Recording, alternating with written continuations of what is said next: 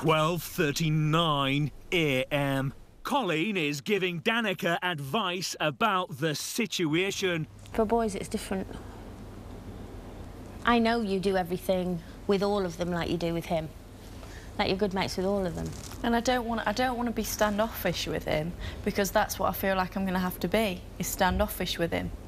Do you know what I mean? No, not necessarily. No, it because is, if Colleen, you're doing it in a group, but if he says to you, should we go and lie on the bed and chat? You can say, not really, because that's going to look bad. You know, Harvey was saying, if he had a girlfriend in here and he saw her lying on the bed with another boy, knowing the boy fancied her, he went, as soon as she walked out those doors, she'd be gone. I would say, that's it. Because men's egos as well, remember? I don't want it to. I don't want it to be a problem for you when you get out. And I just think it's silly when it comes to the opposite sex. well, it is. I do, and I have always been very clear that I am open, and I am a massive flirt. And That's what Ray knows I am. And I even had a conversation with him before I came in here, and I said, look, I says, the boundary for me is there'll be no physical contact. I'm not interested in anyone else, which I'm not. I think the problem is him, because well, I can't. He's reading it wrong. Well, he isn't now, because I've told it. If he doesn't know now, then he's disillusional. No, it's because he fancies you. Do you know what I mean? It's easy for us to go, well, he's an idiot, because I've told him, but he fancies you, so he's always going to keep trying. And any snatched moment he can get with you, he's going to get, because but that's immature to me. Well, it is. It is. I don't want to get involved with it, though. It's stupid. Julian's feeling relieved. Well, Julie used an expression just now I've never heard before. She said, I'm like a tart in a trance. Which I am. I feel it's an emotional roller coaster of highs and lows. So one can't help but being on a high after being saved.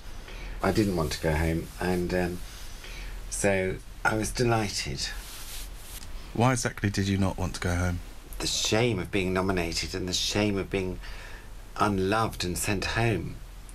I think comedians want to be loved.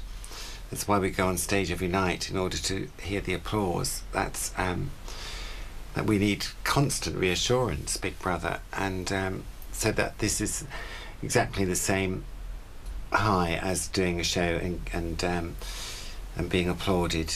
It's what we need on a daily basis. And when you get home, yeah, and you get sent the DVDs to New York, yeah, and you're there chilling with Paulie, yeah, and you're like, yo, watch the show I done, son. Like, and Paulie goes, yo, cuz, You got played. you got played, dog. Yeah. Yo, son. What happened to you, dog? You lose your skills overseas? That's what they were saying to me, probably. Like, you lost your skills? Like, the show I watch with you lot play. You don't get played. Today, she's like, I want to go on the way that we've been besties, hugging and staying in the same bed and this and that, and You're real crazy and shit. I know exactly what I'm gonna do. I know I'm gonna do as well. I'm gonna be like, listen, I like you, and I feel like I'm gonna get hurt if this keeps going this way, so I gotta step off. You know what I mean? And that means, like, if that means us talking less, that means us talking less.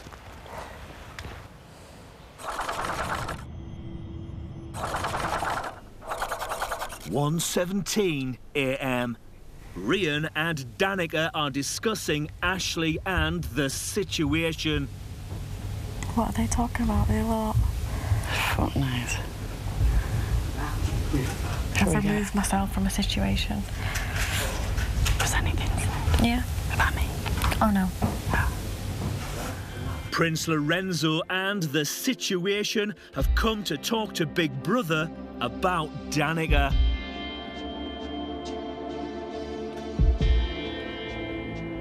Mike has strong feelings for Danica.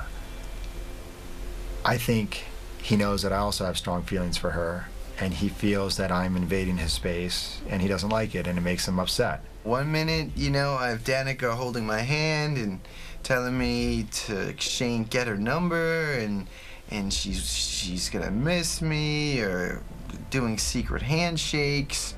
And then as soon as I'm safe, she's, you know, in the boys' words, jumping ship and chilling with Prince. I know she's taken, and I just still enjoy talking to her, and I think he doesn't like it.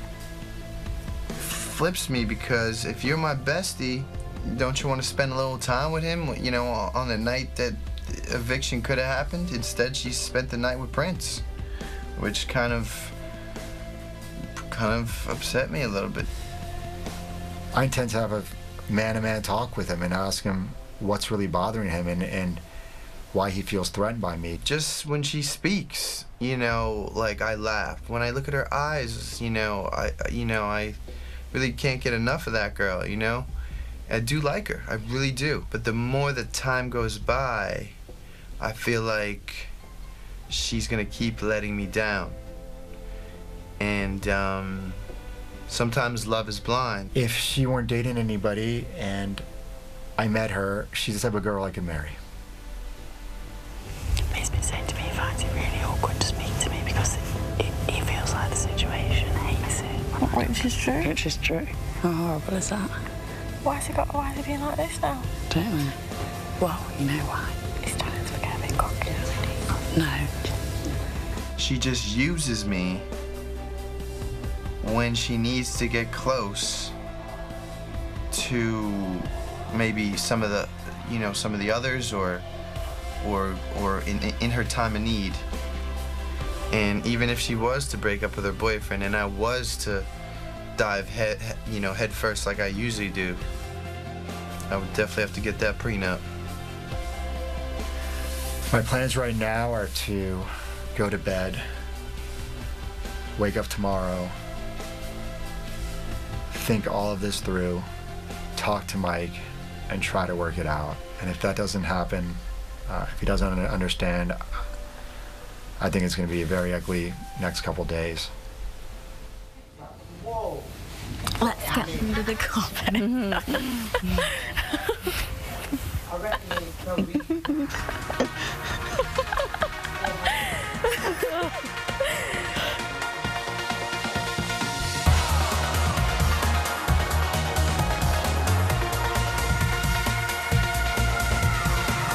Up next, CSI Miami. Or for all the latest news from the Big Brother house, turn over to 5 Star now for Bit on the Side. Tonight, Alice Levine will be grilling evictee Cheryl, and Jamie East will be taking your calls.